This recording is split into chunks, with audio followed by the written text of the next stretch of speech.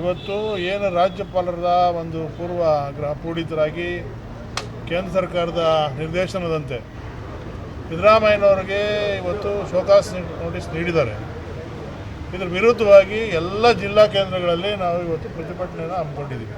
ಸಾಂಕೇತಿಕವಾಗಿ ಜನ ಇವತ್ತು ಎಲ್ಲ ಕಡೆ ಎಲ್ಲ ಜಿಲ್ಲೆಗಳಲ್ಲೂ 31 ಜಿಲ್ಲೆನಲ್ಲೂ ಇದನ್ನು ಪ್ರತಿಭಟನೆಯನ್ನು ಮಾಡಿ ಜಿಲ್ಲಾಧಿಕಾರಿಗಳ ಮೂಲಕ ರಾಜ್ಯಪಾಲರಿಗೆ ಒಂದು ಮನವಿಯನ್ನು ನೀಡ್ತಾ ಇದ್ದೀವಿ.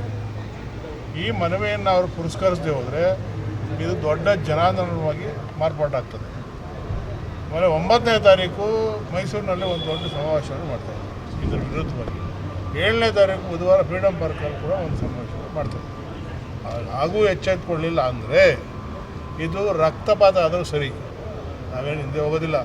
ನಮ್ಮ ಪ್ರಾಣ ಕಳ್ಕೊಂಡ್ರೂ ಸರಿ, ಸಿದ್ದರಾಮಯ್ಯನವ್ರು ನಾವು ನಿಂತೇನು ಹೇಳ್ತೀವಿ, ಅವ್ರು ನಮಗೆ ಬೇಕಾಗಿದೆ. ಈ ರಾಜ್ಯಕ್ಕೆ ಬೇಕಾಗಿದೆ, ಈ ದೇಶಕ್ಕೆ ಬೇಕಾಗಿದೆ, ಹಿಂದುಳಿದವ್ರಿಗೆ ಬೇಕಾಗಿದೆ, ದಲಿತರಿಗೆ ಬೇಕಾಗಿದೆ, ಅಲ್ಪಸಂಖ್ಯಾತರಿಗೆ ಬೇಕಾಗಿದೆ, ಮಹಿಳೆಯರಿಗೆ ಬೇಕಾಗಿದೆ, ಬಡವರಿಗೆ ಬೇಕಾಗಿದ್ದಾರೆ. ಅಂಥ ವ್ಯಕ್ತಿಯನ್ನು ನಾವು ಇವತ್ತು ಕಳ್ಕೊಂಡಿದ್ದೆ ಆದರೆ, ರಾಜಕೀಯ ಹೊನ್ನಾರದಿಂದ ನಾವು ಕಳ್ಕೊಂಡಿದ್ದೆ ಆದರೆ ಈ ರಾಜ್ಯಕ್ಕೆ ಅನ್ಯಾಯ ಆಗ್ತದೆ. ಯಾವುದೋ ಒಂದು ಪ್ರಬಲ ಕೋಮಿಗಾಗೋದಿಲ್ಲ, ಅಥವಾ ಯಾವುದೋ ಒಂದು ಒಬ್ಬರಿಗೆ ಪರ್ಸನಲ್ಲಾಗಿ ಅಲ್ಲ ನಾನು ಹೇಳ್ತಿರೋದು. ಇದು ಇಡೀ ರಾಜ್ಯಕ್ಕೆ ಅನ್ಯಾಯ ಆಗ್ತದೆ. ಆ ಉದ್ದೇಶದಿಂದ ನಾವೇನು ಮಾಡ್ತಾಯಿದ್ದೀವಿ ಅಂದರೆ ಪ್ರತಿಭಟನೆಯನ್ನು ಹಮ್ಮಿಕೊಳ್ತಾ ಇದ್ದೀವಿ. ಅವ್ರು ಯಾವುದೇ ಕಾರಣಕ್ಕೂ ಬಿಟ್ಕೊಡೋದಿಲ್ಲ. ನಾವು ಅಂಥ ಸಂದರ್ಭ ಬಂದಾಗ ಏನು ಮಾಡೋಕ್ಕೂ ಸಿದ್ಧವಾಗಿರ್ತೀವಿ. ಎಲ್ಲ ರೀತಿಯ ಹೋರಾಟಕ್ಕೂ ನಾವು ರೆಡಿಯಾಗಿದ್ದೀವಿ.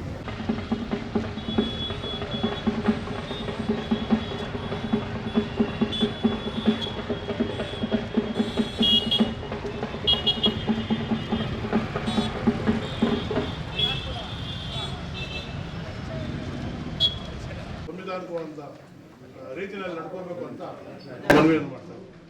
ನಿಮ್ಮ ಸರ್ಕಾರಕ್ಕೆ ಮೋದಿ ಸರ್ಕಾರಕ್ಕೆ ಅಮಿತ್ ಶಾ ಸರ್ಕಾರಕ್ಕೆ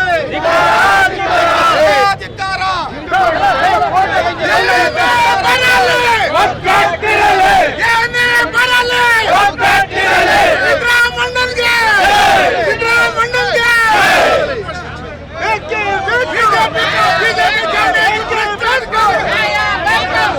ಹಿಂದೆ ಹಂಸರಾಜ್ ಭಾರದ್ವಾಜ್ ಅವರು ಕೂಡ ರಾಜ್ಯಪಾಲರಾಗಿದ್ದಂಥ ಸಂದರ್ಭದಲ್ಲಿ ಅವತ್ತು ಮುಖ್ಯಮಂತ್ರಿ ಆಗಿದ್ದಂಥ ಸಿದ್ದರಾಮಯ್ಯನಿಗೆ, ರಾಜ್ಯ ಸರ್ಕಾರಕ್ಕೆ, ಸಿದ್ದರಾಮಯ್ಯನಿಗೆ,